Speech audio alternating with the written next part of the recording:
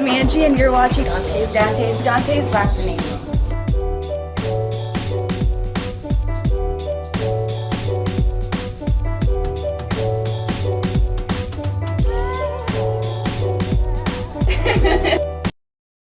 Man, Derek, we worked hard. It's our first fight together. We're going to build off this, and we're just going to get better. I told you, I'm committing to becoming a world champion. If Rollies wants that, bring it on, Rollies. I know you talk a lot. Let's get that going, Rollies. Where you at? You got beat up by that old dude. We know what happened. So you're still the money guy in this 140-pound division. Now, you mentioned Rolly Romero, who is the WBA title holder. Is that the fight that you want next? Yeah, let's keep building, and then we could go after Devin Haney and all the other dudes, Fimo. But we got to take our steps, build with Derek James, my first fight, and we go from there. You always said Devin Haney is going to be your most difficult challenge. Why do you think Tank is going to be easier than Devin? It's just how I feel, me and Devin have had a long history in the sport. We've been fighting since the amateurs, and if you watch his fights, of course it's going to be a more difficult fight. He has a longer jab, he's harder to hit, I believe, and he got a good support system, and he has great discipline. So I think he'll be the toughest fighter.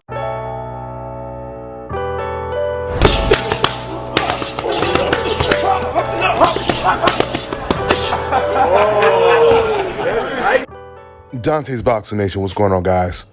Well, some really, really bad news, especially bad news for DAZN. A fight that DAZN desperately wanted to put together next was Ryan Garcia versus Devin Haney. It's no longer happening because Ryan Garcia just completely pulled out of negotiation. Or maybe I should say Ryan Garcia, he pulled out right before they started official negotiations, because Oscar had just did an interview like a day ago saying they're about to officially start negotiations right after the Virgil Ortiz fight. And this is when Ryan Garcia decides he no longer wants to fight Devin Haney. And now instead, he's going to fight Rolly Romero. It's just so crazy because I woke up to being sent this news. And as soon as I started to read Ryan Garcia's tweet, it starts off like he's about to say, I notified my team that I'm ready to take the fight, or it sounded like he was about to say that it's good news, the fight with Devin Haney is almost done. It turns out to be the complete contrary.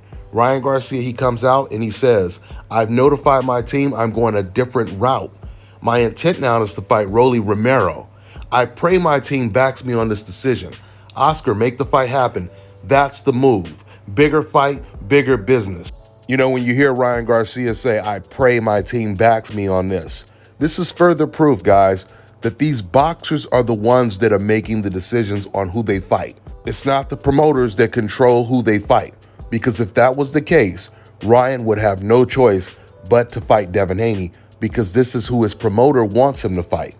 Oscar, Eddie Hearn, and DAZN, they were pushing very hard for Ryan Garcia to fight Devin Haney. Something else that's interesting is Ryan Garcia, he didn't complain about negotiations. He didn't complain about the split. He just basically said, I'm going a different route. Something else that's pretty ironic is when Ryan Garcia avoided Devin Haney like 3 years ago, Ryan was using the excuse that belts don't matter.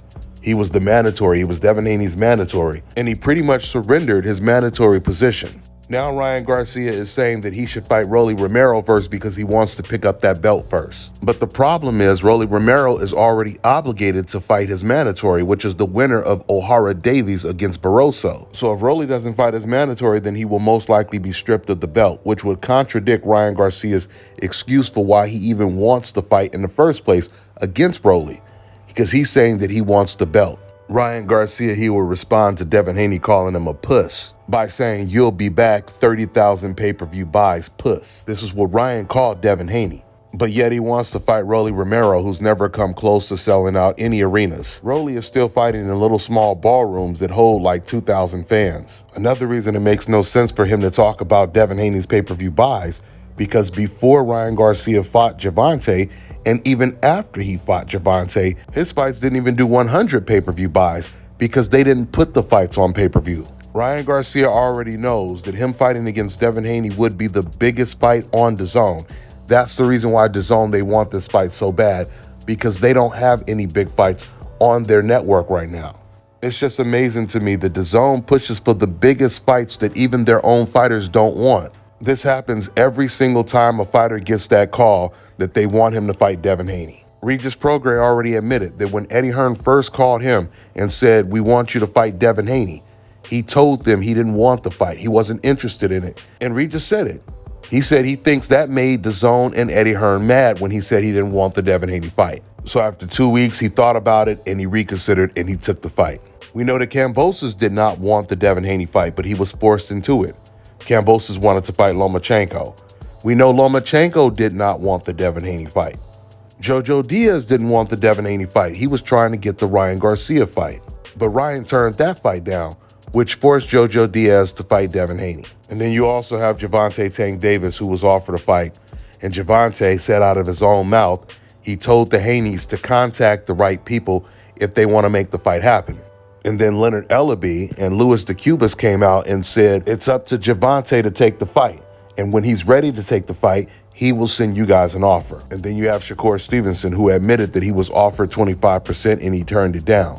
He came back and then he demanded 50% to fight the undisputed champion at 135, Devin Haney. So all these fighters know that if they fight against Devin Haney, it is going to be a very difficult fight to win, which is exactly what Ryan Garcia said. I've played the clip millions of times for you guys, where Ryan, he says out of his own mouth that he's always felt Devin Haney would be the most difficult fight to win out of all of them, out of Gervonta, out of Tio, when they were all undefeated. So with that being said, now we're going to see what's going to happen with Ryan Garcia and Rolly Romero. We'll see if they'll even be fighting for a belt, because I have a feeling Ryan will definitely contradict himself. Even if Rolly is stripped of the belt, Ryan is still going to take that fight. That's all I got for now, guys. I'm on to the next one. But, you know, I think Devin's got big plans. He's got big belief in himself, and he wants to fight the very best. Last question. Lastly, what do you think about Oscar really campaigning, wanting that fight against Devin versus Ryan? Well, he never wanted to fight before. You know, Devin said this recently, you know, until he started selling out arenas and doing numbers and beating Lomachenko, we were calling for the Ryan Garcia fight well before the Kambosos fight. So if Oscar will take the challenge and if Ryan will take the challenge, which I believe they might do, we'd love to get it made as soon as possible. They're going to have to think they can win. But it's not just that. They're going to have to think they can win. If they think they can win, they'll take the fight. If they don't, they won't. Do you know what I mean? Whereas it shouldn't really necessarily be like that. Let me tell you guys about Issa Israel Law Firm. It is a full-service legal practice based in Denver, Colorado, an emerging hub for combat sports and high-altitude training. If you're a fighter inside or outside of the ring and you need a law firm you can trust to fight for you, visit thefighterfirm.com or email help@iilawfirm.com. Legal representation is usually limited to plaintiffs or defendants in Colorado, but iFirm can help anyone in the world with trademarking their business name, logos, and U.S. immigration issues. This brother has been my attorney for a while and helped guide me through all kinds of business and civil issues. So make sure you guys go to thefighterfirm.com. All right, now check this out, guys. If you're looking to repair eczema scars, burns and bruises, dark spots and blemishes, the fever blisters, diabetic ulcers, this right here is the perfect product for you guys. It's called LO Decay Face and Body Oil. Athletes and top-ranking boxers, they're also using it after training to reduce swelling, inflammation, and to ease the pain. So get yours today. Go to lodecay.com, like them on Facebook, and follow them on Instagram.